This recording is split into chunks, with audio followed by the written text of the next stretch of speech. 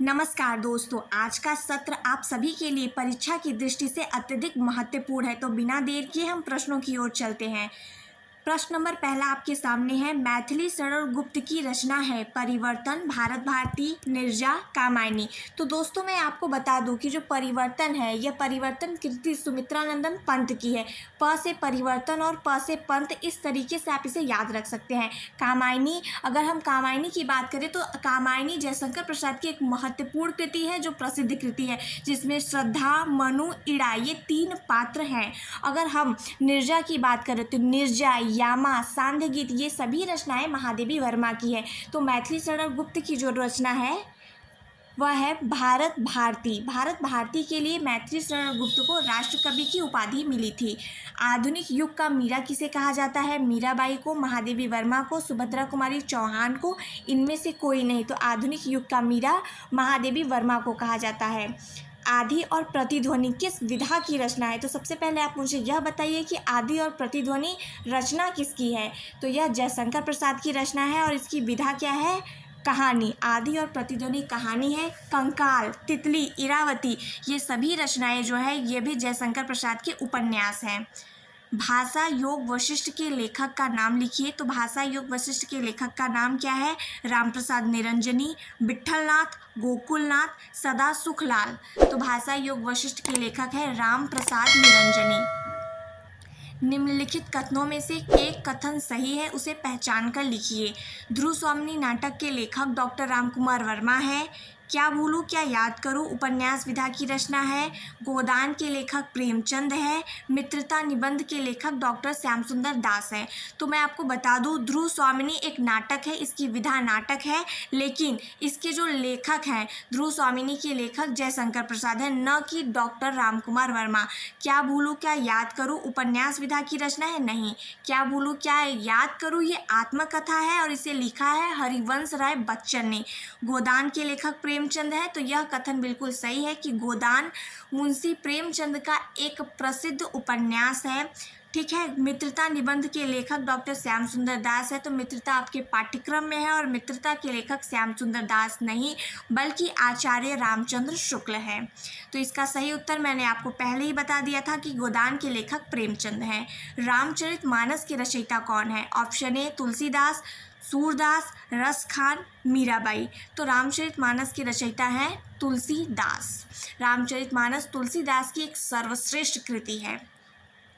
रामचरितमानस किस भाषा में लिखी गई है? अवधी, खड़ी बोली, ब्रज भाषा, राजस्थानी।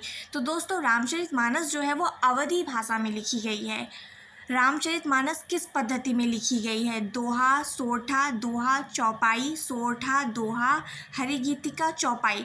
तो रामचरितमानस की जो पद्धति है वो दोहा और चौपाई पद्धति में लिखी गई है। ठीक है।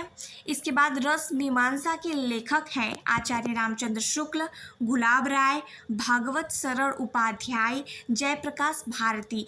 तो रस मीमांसा के जो लेखक है वह आचार्य रामचंद्र शुक्ल की कृति है। चिंतामणि निबंध संग्रह है। तो दोस्तों आपको बताना है कि चिंतामणि निबंध संग्रह किसका है? रामचंद्र शुक्ल का है, महावीर प्रसाद द्विवेदी का है, यशपाल का है, जैनेन्द्र का है। तो इसका सही उत्तर है रामचंद्र शुक्ल। रामचंद्र शुक्ल आपके पाठ्यक्रम में है तो यह जरूरी हो जाता है कि उनकी सभी रचनाएं आपको याद रहें। गबन उपन्यास है प्रेमचंद का, निराला का, प्रसाद का, अगेय का। तो गबन भी मुंशी प्रेमचंद का उपन्यास है और मुंशी प्रेमचंद एक प्रसिद्ध उपन्यासकार थे, तो उनके उपन्यासों का नाम आपको याद होने चाहिए। सेवा सदन उपन्यास के लेखक है जैनेन्द्र, यशपाल, प्रेमचंद, जयशंकर प्रसाद। तो सेवा सदन उपन्यास के लेखक है प्रेमचंद। चिंतामणि के रचयिता हैं डॉक्टर रामकुमार वर्मा, जयशंकर प्रसाद, आचार्य रामचंद्र शुक्ल और प्रेमचंद। चिंतामणि के लेखक है आचार्य रामचंद्र शुक्ल।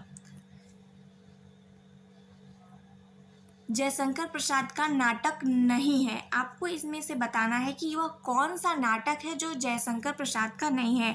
ध्रुव स्वामिनी, चंद्रगुप्त, लहरों की राजहंस और स्कंदगुप्त, इनमें से 3 नाटक ऐसे हैं जो जयशंकर प्रसाद द्वारा लिखे गए हैं और एक नाटक ऐसा है जिसे जयशंकर प्रसाद ने नहीं लिखा है।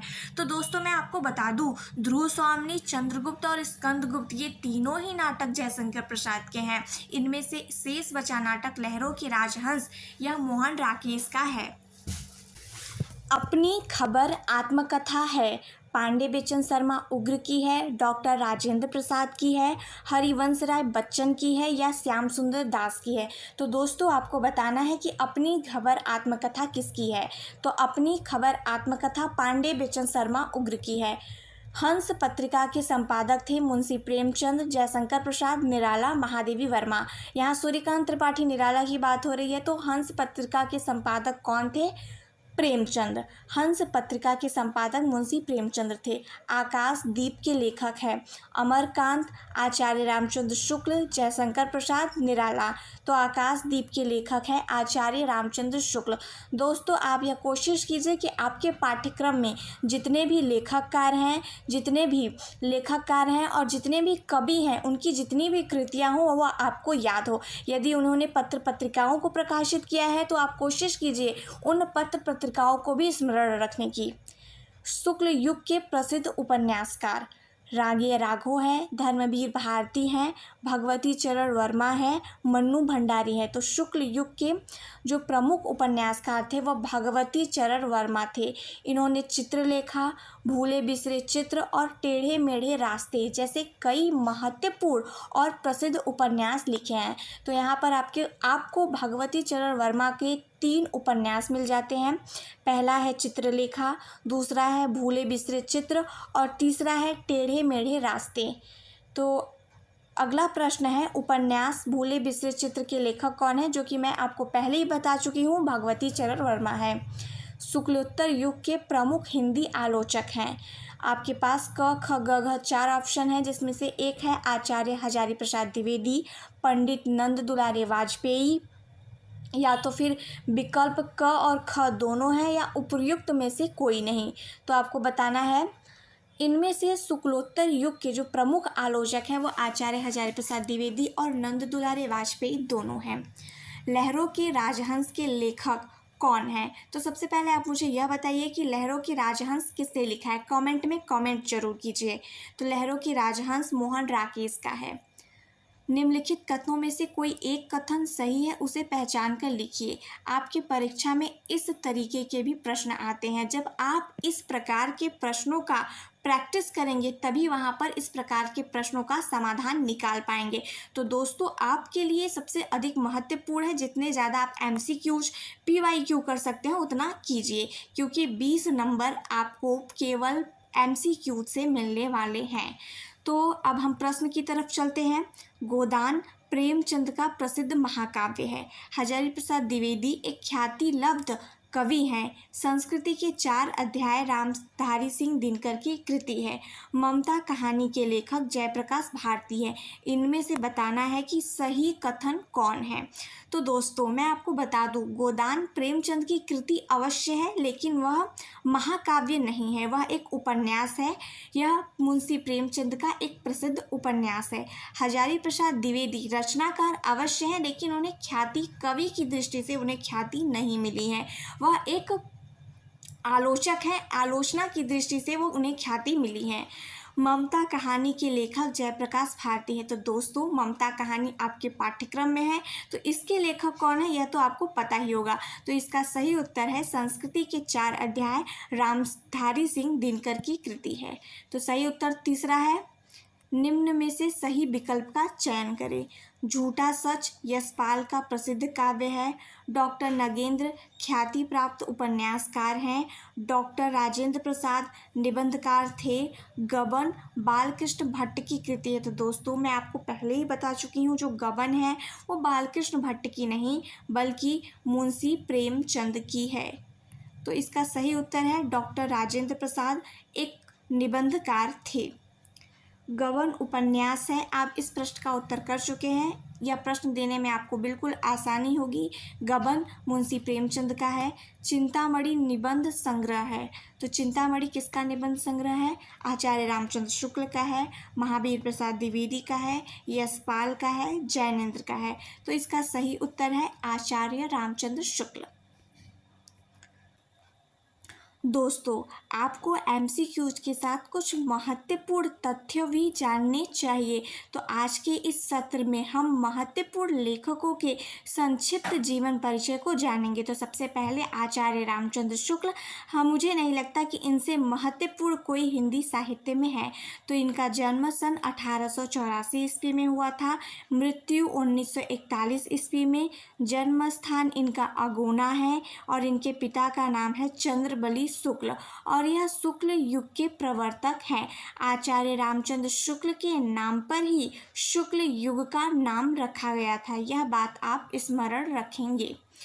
अब हम जयशंकर प्रसाद का संक्षिप्त परिचय देखेंगे। इनका जन्म सन 1889 ईस्वी में हुआ था। मृत्यु 1937 ईस्वी में हुआ था और इनका जन्म स्थान काशी है, वही काशी जहाँ पर कबीर का जन्म हुआ था। इनके पिता देवी प्रसाद थे और यह छायावाद युग के लेखक थे। तो दोस्तों, मैं आपको बता दूं, छायावाद युग के प्रमुख लेखक जयशंकर प्रसाद, सुमित्रानंदन पंत और महादेवी वर्मा हैं। यह छायावाद युग के त्रयी हैं। इन्हें छायावाद युग का स्तंभ खंड माना जाता है। रामधारी सिंह दिनकर के विषय में चर्चा करेंगे। तो इनका जन्म सन 1908 ईस्वी में हुआ था और इनकी मृत्यु 1974 ईस्वी में। इनका जन्म स्थान सिमरिया।